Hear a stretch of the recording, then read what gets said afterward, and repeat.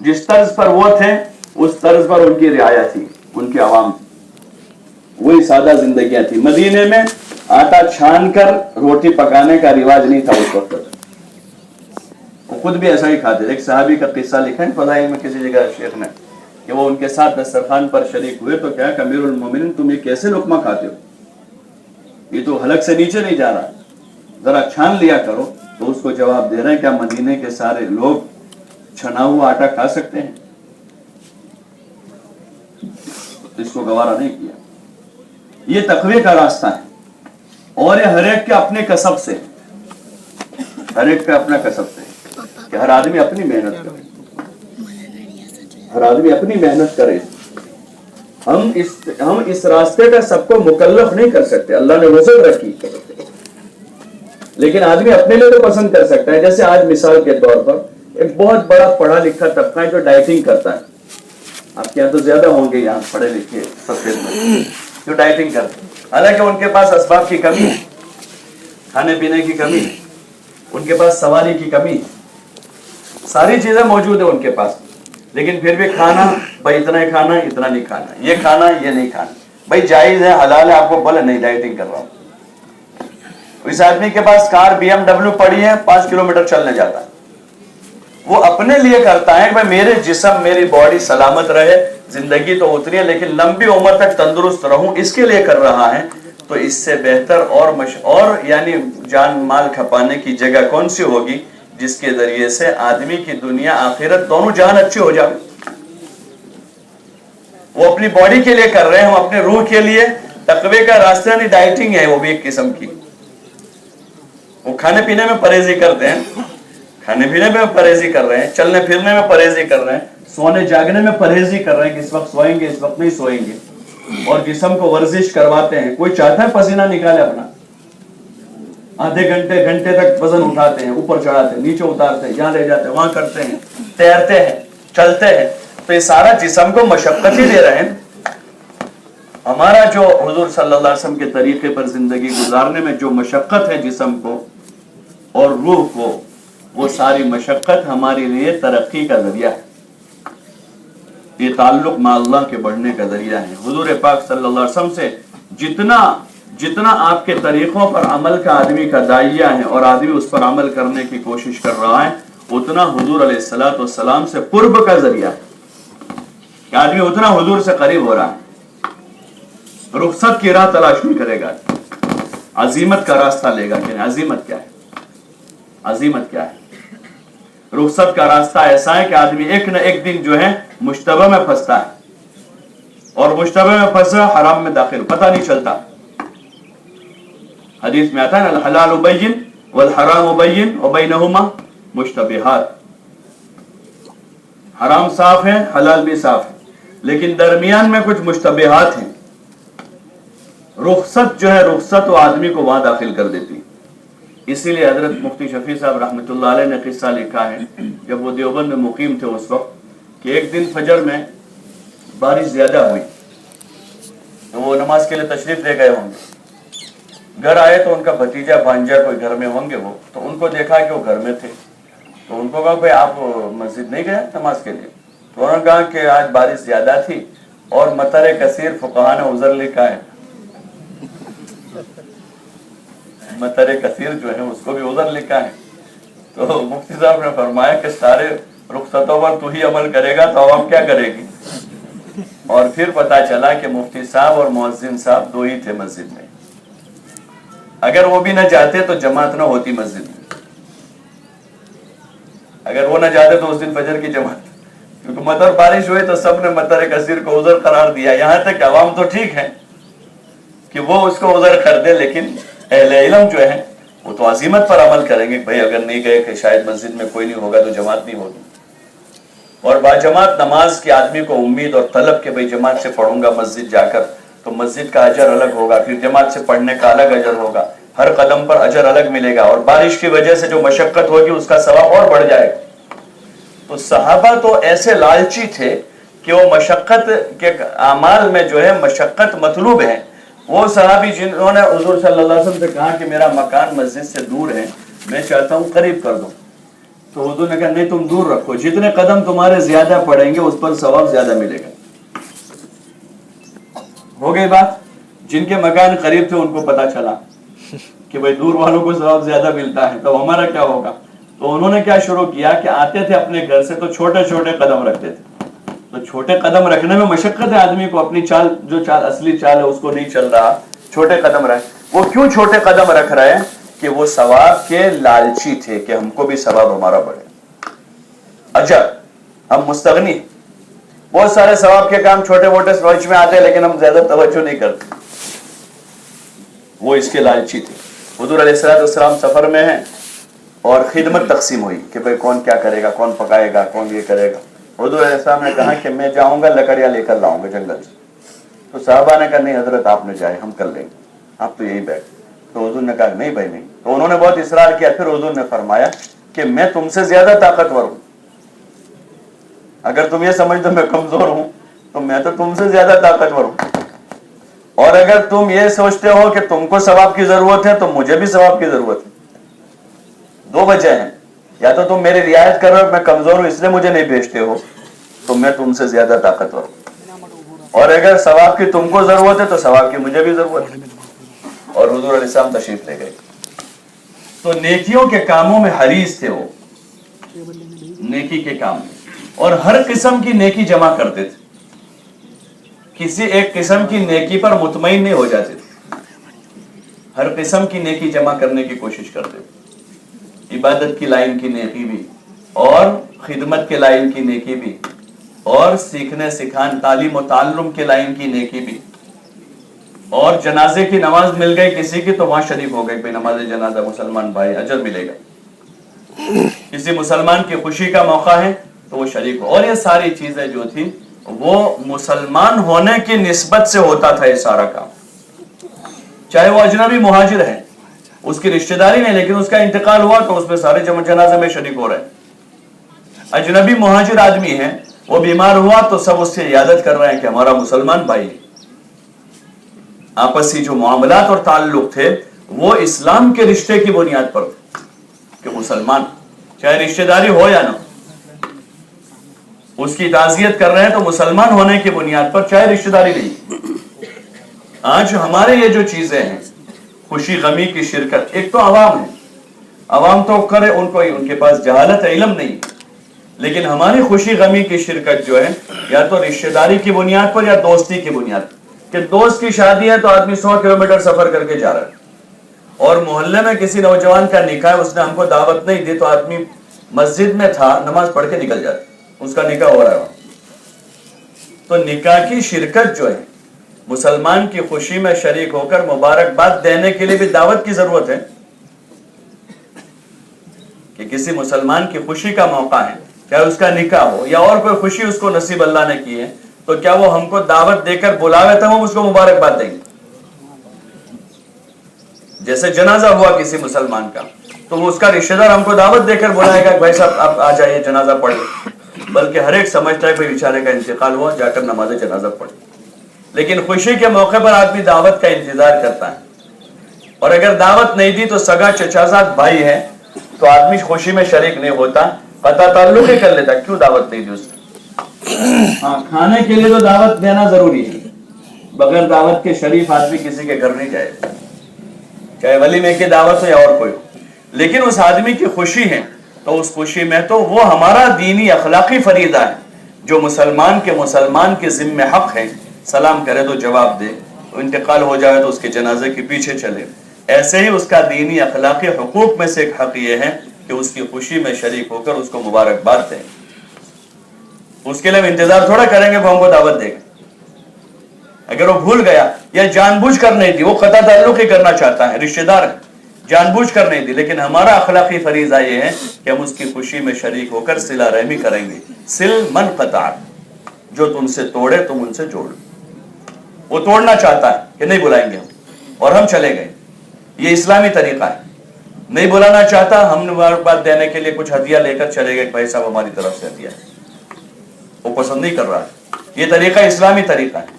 اور اگر ہماری ناک کٹ جاتی ہے تو پھر یہ اسلامی طریقہ نہیں ہے کہ اس نے بلایا نہیں تو ہم کیسے جائیں گے. یہ ہمارا دین ہے. حضور علیہ الصلوۃ والسلام نے ان بنیادوں پر اس امت کو اٹھایا ہے، ان بنیادوں پر اٹھایا ہے کہ اپنی ذات سے آدمی قربانی دیتا رہے. وہ کہ لمبا وقت نہیں ہے قربانی دینے کا، لمبا وقت نہیں ہے، 40-50 سال کا عرصہ ہے، اور موت تک حضور علیہ الصلوۃ والسلام اسی طرح جیتے رہے، صلہ رحمی کرتے رہے، رشتہ داروں کے ساتھ جوڑتے رہے. دشمنی جنہوں نے کی ان سے آپ نے عداوت نہیں رکھی. حضرت عائشہ رضی اللہ عنہ فرماتی ہیں کہ حضور علیہ الصلوۃ والسلام نے اپنے ذاتی معاملات میں کسی سے انتقام نہیں لیا، اپنی ذاتی معاملات میں کسی سے انتقام نہیں لیا.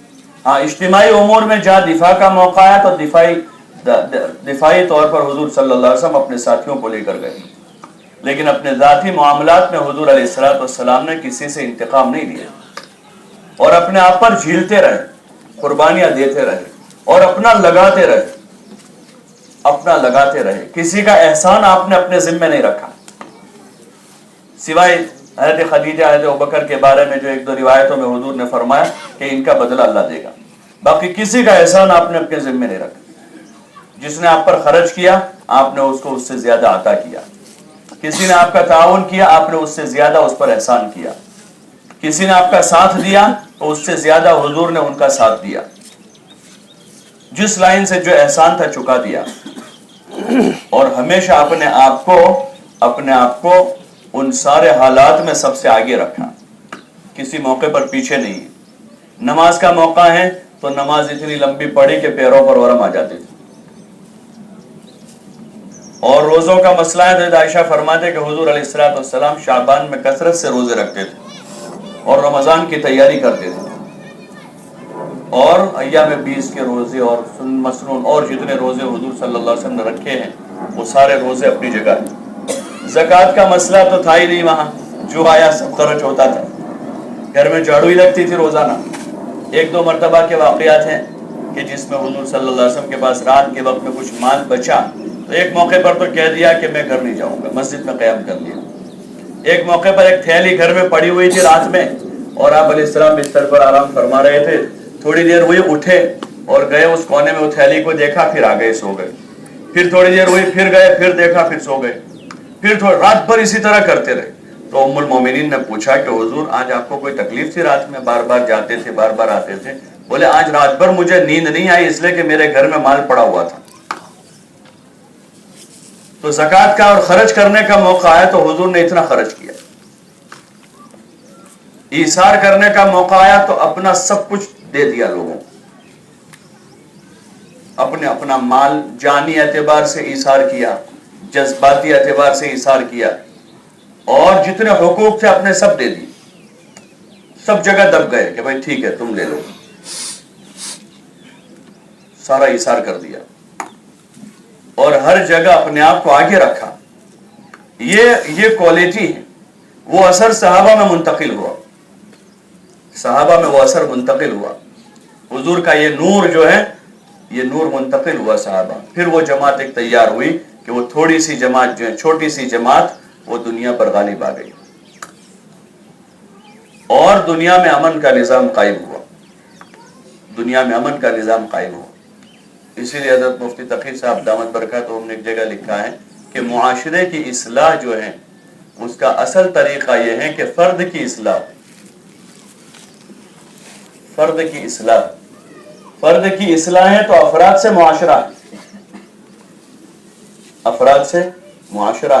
ایک فرد بنا، 2 بنے، 3 بنے، 4 بنے، 5 بنے، 6 بنے، 10 بنے، 20 بنے، 50 بنے، 100 بنے.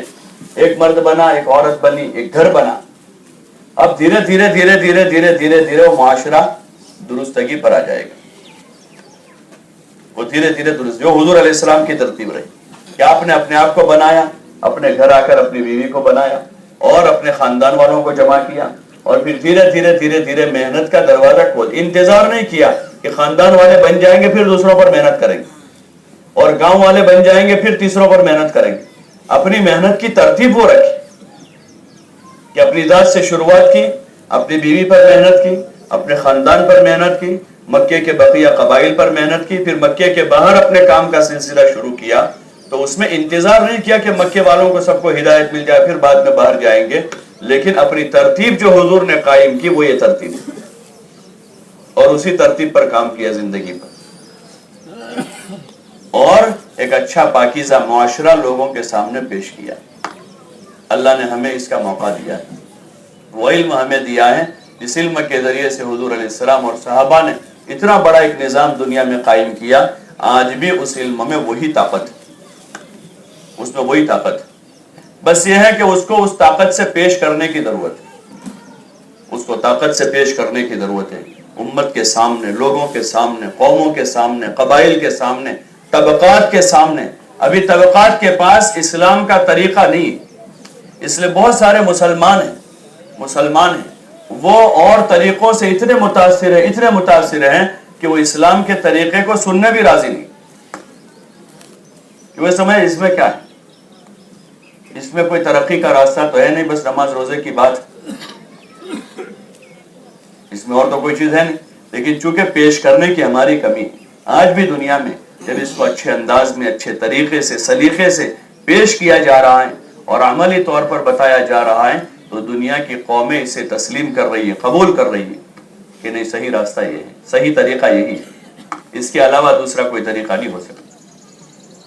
اس لیے ضرورت اس بات کی کہ ہم اپنی بساط و ہمت کے مطابق اس زندگی کو ہم کوشش کریں. حضور صلی اللہ علیہ وسلم اور خلفائے راشدین کے جو مبارک زندگی ہیں, اس زندگی کا اتباع کرنے کی ہم اپنی ذات سے کوشش کرتے ایک سفر شروع کریں گے تو اللہ تعالی ہماری اس میں مدد کرے گا. بنیاد آدمی کا فیصلہ ہے کہ آدمی فیصلہ کرے. جب کسی چیز کا فیصلہ کر لیتا ہے, جیسے میں نے عرض کیا کہ بہت بڑا کروڑ پتی آدمی ہے, ڈائٹنگ کا فیصلہ کر لیا, اس ڈائٹنگ کا, روزانہ اس کے دسترخوان پر کاجو, بادام, پستے, بریانی سب ہے, لیکن وہ کسی جگہ ہاتھ بھی نہیں لگاتا. لوگ کہتے ہیں کہ صاحب نہیں آپ, اس کے دسترخوان پر لوگ کھا, لیکن وہ نہیں کھا رہا. اس نے کسی وجہ سے اپنے کپڑوں کی ایک قسم پسند کر لی کہ میں اس قسم کے کپڑے پہنوں. اب اس کے بچے اس سے مہنگے لاتے ہیں. اس نے کسی کمپنی کا ایک جوتا پسند کر لیا, وہی پہنتا ہے, وہ 1000 روپے کا آتا ہے, 500 روپے کا آتا ہے, لیکن وہ زندگی پر وہی ایک جوتوں میں زندگی گزار دیتا ہے, ایک ہی قسم کا جوتا پہنتا. اس کے بچے ہر مہینے بدل کر لاتے ہیں, لیکن نہ اس کو اس کا شوق ہوتا ہے, نہ اس کی طرف وہ دیکھتا ہے, کیونکہ اس نے ایک بات کا فیصلہ کیا ہے کہ مجھے یہ زندگی اختیار کرنی. ایسے اگر ہمارا فیصلہ ہے کہ ہمیں حضور صلی اللہ علیہ وسلم والی مبارک زندگی اختیار کرنی ہے, تو پھر اس فیصلے کے بعد کوئی مشکل چیز نہیں. آج بھی اس زمانے میں دنیا میں ایسے ہزاروں علماء ہیں اور ہزاروں اس قسم کے لوگ ہیں کہ جو ایک بات کا فیصلہ کر چکے کہ ہمیں یہ زندگی گزارنی ہے. مالدار بننے کی کوشش نہیں کرنی, زمیندار بننے کی کوشش نہیں کرنی, جاگیردار بننے کی کوشش نہیں کرنی, اس علم کی خدمت کرنی. تو انہوں نے باوجود اپنی صلاحیتوں کے کہ وہ زمیندار بن سکتے ہیں, جاگیردار بننے کی کوشش کرے, دکاندار بننے کی کوشش کرے تو کر سکتے ہیں, لیکن انہوں نے اپنی صلاحیتوں کو سیو کیا ہوا ہے اللہ کے کام کے لیے کہ ہم اس صلاحیت کو لوگوں پر لگائیں گے اور ہم اس مال کو لوگوں پر لگائیں گے تاکہ لوگ اللہ کا دین سیکھیں اور لوگوں میں دین کی طلب پیدا ہو. اپنے ان اوقات کو جو بہت قیمتی ہے, ایک عام آدمی کا وقت ہے وہ قیمتی ہے, تو کیا عالم کا وقت بے قیمت ہوگا؟ اس کا وقت اور زیادہ قیمتی, لیکن اس قیمتی وقت کو اور زیادہ قیمتی بنا کر اس کو اللہ کے دین کے فروغ کے لیے لگائیں گے, اللہ کے قرآن کی اشاعت میں لگائیں گے. اس میں جو وقت ہمارا لگ رہا ہے یہی تو اصل قیمتی ہو رہا ہے, اسی میں تو اصل قیمتی ہو رہا ہے کہ وہاں تو وقت لگ کر آدمی پیسے, ڈالر اور ریال گنتا ہے, یہاں آدمی جب اس کا بدلہ حدیث میں ہے کہ ایک قرآن کی آیت کسی کو سکھا دی, پوری زمین بھر کر سونا اگر دے دیا جائے تو اس کا بدلہ نہیں ہو سکتا. اس کا بدلہ, ایک آیت کا بدلہ نہیں ہو سکتا. اتنی قیمتی چیز ہے, اس کے ایک حرف کا کوئی بدلہ نہیں دے سکتا. یہ اس کی قیمت ہے جو ہم کو اجر کی شکل میں ملنے والی ہے, وہ اجر کی شکل میں ملنے والی. یہ ہماری پراپرٹی ہے. دنیا دار دنیا کما کر جائیداد جمع کر کے چلے جائیں گے, لیکن ہم نے جو دین کی خدمت کی ہے, قرآن کی خدمت کی ہے, علم کی خدمت کی ہے, لوگوں تک دین پہنچایا ہے, یہ ہمارا سیو ہو رہا ہے, اللہ کی بینک میں جمع ہو رہا ہے.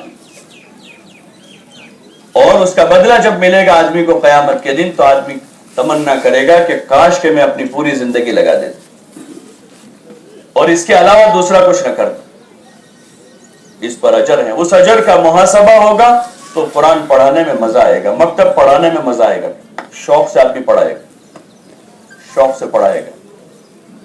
फिर इमामत करने का मजा आएगा, उस पर अजर का पता है। बोझ से नहीं, आदमी आने वाले हालात को झेल लेगा, मस्जिद नहीं छोड़ेगा।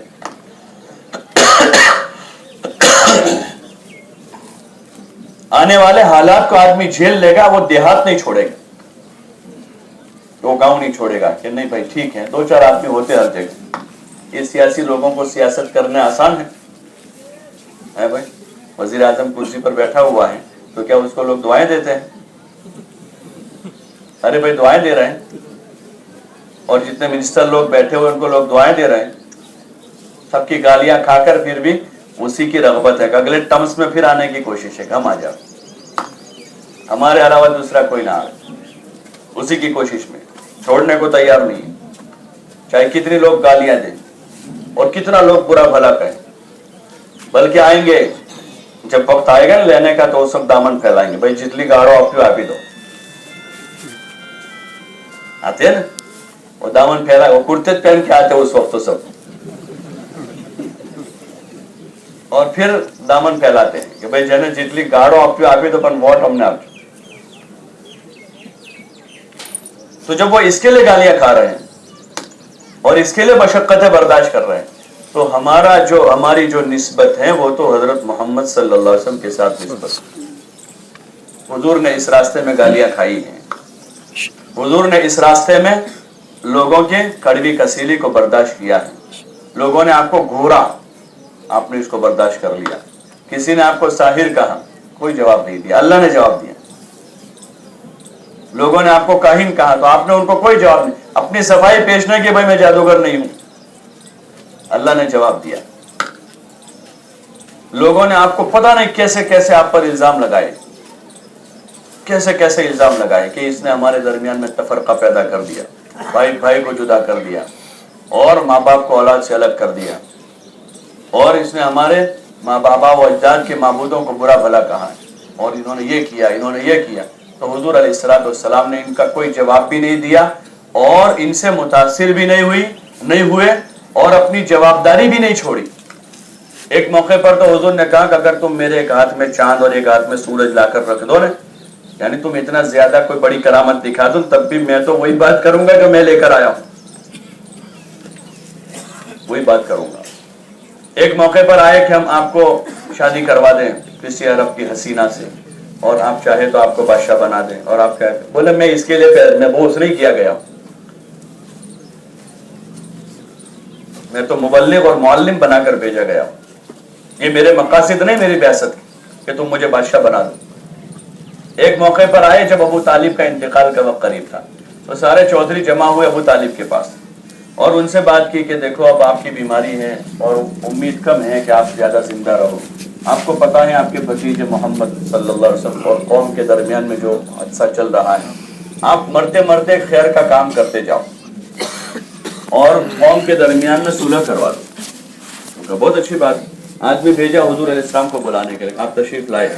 रिवायत में लिखा है कि हुजूर अलैहिस्सलाम जब आए तो अबू तालिब के पास एक जगह खाली थी बैठने की और बाकी कमरा भरा हुआ था। अबू जहल ने देखा कि वो जगह खाली, अगर वो वहां चले गए तो कान में ऐसी बात कहेंगे कि वो उसी की सुनेंगे। तो अबू जहल ने क्या कि वहां से कूद कर आकर यहाँ बैठ गया। जब हुजूर तशरीफ लाए तो हुजूर अलैहिस्सलाम दरवाजे पर खड़े रहे, फिर वही बैठ गए और पूछा चचा जान क्या था, क्यों बुलाया था? तो उन्होंने कहा कि बेटा ये सब कौम के जिम्मेदार लोग आए हैं और ये चाहते हैं कि आपकी उनके दरमियान में सुलह हो जाए। तो हुजूर ने कहा कि आज तो मैं एक ऐसी बात लेकर आया हूँ कि अगर आप लोग तस्लीम कर लोगे ना तो पूरा अरब तुम्हारे ताबे हो जाएगा और पूरा अजम तुमको जिजिया देगा। पूरा अरब तुम्हारे ताबे होगा और पूरा अजम जो है वो तुम्हें जिजिया देगा। तो वो तो सारे चौधराट चाहते ही थे, वो तो यही चाहते थे कि हम बड़े रहे, हम पर कोई ना हो, हम ही बड़े रहे, हमारी चले। तो वो तो बहुत खुश हो गए। तो अबू जहल ही बोला कि भतीजे ऐसी तेरी एक नहीं 10 बातें मंजूर, अगर ये मिलता हो कि पूरा अरब ताबे हो जावे और पूरा आजम जिजिया दे दे तो ऐसी तेरी एक बात नहीं बल्कि 10 बातें मंजूर है। تو हुजूर अलैहिस्सलाम ने फरमाया क़ूलू ला इलाहा इल्लल्लाह तुफ़्लिहू। तो सब दामन झाड़ते हुए चले गए, भाई ये तो वही बात करता है। आप अपनी बात से हटे नहीं, पूरी इस्तिकामत के साथ, इसलिए कि हक जो है ना, हक वो इस्तिकामत चाहता है, उसके बगैर वो फैलता नहीं। जितने उलमा ने जिन जिन इलाकों में काम किए, उनकी कई कई सालों की मेहनत के बाद कुछ नतीजे निकले। कोई बटन थोड़ा ही दबा दिया हक फैल गया, उसके लिए मशक्कत है। अगर हम उस मशक्कत और मुजाहदे के आदी हैं तो फिर दीन का काम बहुत आसान है, दीनी खिदमत बहुत आसान। और अगर वो मशक्कत और मुजाहदे की आदत हमसे निकल गई, जो दुनिया के और ममालिक में हो गया, अहले इल्म को मशक्कत का जो आदत थी पहले, उनको ऐसी दरसगाहों में तालीम दी गई कि जहां जहां मशक्कत नहीं है, निज़ाम तालीम को उस तरतीब पर ले जाया गया कि उनके अंदर से मशक्कत निकाल दी गई, उनके अंदर से मशक्कत निकाल दी गई। तो इल्म के अल्फाज रहे, ऐसे फसीह व बलीग खुतबे देने वाले हैं, ऐसे फसीह व बलीग खुतबे देने वाले, लेकिन अमल का जब नाम आवे तो सिफर है। हाँ, आलम अरब का जो हाल हुआ है सब जानते हैं कि वो तो एक जमाना था कि उनके पास तो ऐसी मशक्कतों में उन्होंने इल्म लिया था कि लंबे लंबे सफर किए थे। अबू जाफर मंसूर है ना, अबू जाफर मंसूर, वो जब बादशाह बन गया, बड़े आलिम थे वो, लेकिन जब बादशाह बन गए तो उनको एक दिन बहुत अफसोस कर रहे थे, बहुत अफसोस कर रहे थे। तो दरबारी आए, करीब हुए कि अमीरुल मोमिनीन, आज आपको हम बहुत ज्यादा परेशान देख रहे, क्या वजह है? तो कहा कि मैंने बड़ी मशक्कत से इल्म लिया था, बड़ी मेहनत से इल्म हासिल किया, लेकिन मुझे अफसोस इस बात का है कि मुझसे कोई इल्म लेने वाला नहीं। तो चापलूस होते हैं हम मतन दरबारी, तो सब अपने आकाओं की चापलूसी करते हमेशा। तो वो आएगा अमीरुल मोमिनीन, हम आपसे सीखेंगे, कागज कलम लेकर हाजिर हो गए सब, हदीसना या अमीरुल मोमिनीन, हम आपसे सीखेंगे।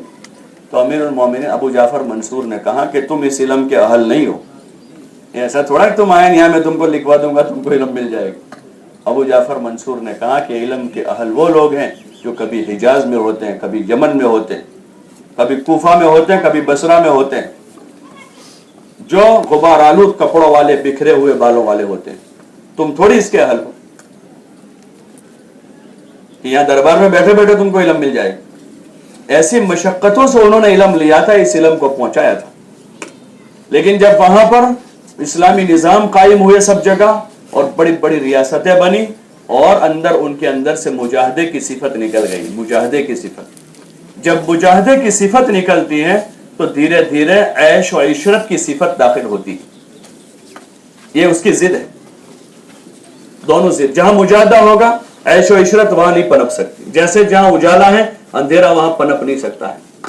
एक उजाला है, वहां कोई ऐसी चीज नहीं जिसे आप अंधेरा कर सकते,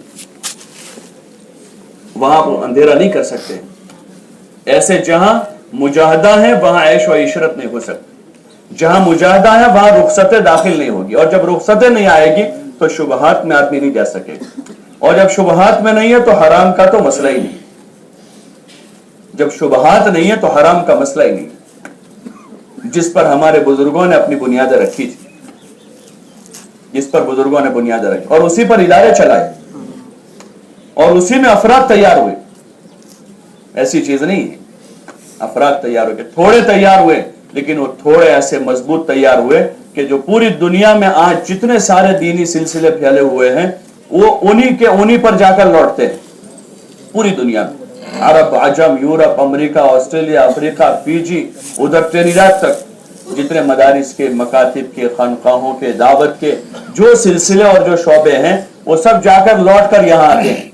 जो अनार के दरख्त के नीचे शुरू हुआ था, जिनके पास तनख्वाह के पैसे नहीं होते थे, जिनके पास दो जोड़ी अच्छे कपड़े नहीं होते थे जिसको पहनकर बाहर आ जाए, फक्र फाका में जिन्होंने अपना निजाम चलाया, बस वही मिसाल कायम की जो कर्न अव्वल में हुजूर अलैहिस्सलाम और सहाबा ने। हमारे लिए यही रास्ता है, यही रास्ता है। उस रास्ते पर अगर है तो फिर दीनी खिदमत आसान है। और अगर जोहद निकली है, सिफत जोहद, तो फिर इमामत मुश्किल हो जाएगी। अब फजर आदमी थोड़े से तनख्वाह कहीं और से दूसरी शुरू हो गई या आमदनी और शुरू हो गई तो आदमी धीरे से माजरत कर देता है कि भाई फजर का दूसरा इमाम तलाश कर लो। दूसरा और कर लो ताकि फजर इशा वो पढ़ा ले, जोहर असर में पढ़ा लो, सिफत जोहद खत्म हो जाएगी। फिर आदमी मदरसे में रुखसत, एक तो ये है कि आदमी ने कोई और वजह से किया, भाई तालीम कम करें और कुछ और वो करें, दीनी मसरूफियतों की वजह से आदमी ने किसी के मशवरे से किया है, वो तो ठीक है, अपनी आदमी अपने नफ्स के शर से बच जाएगा।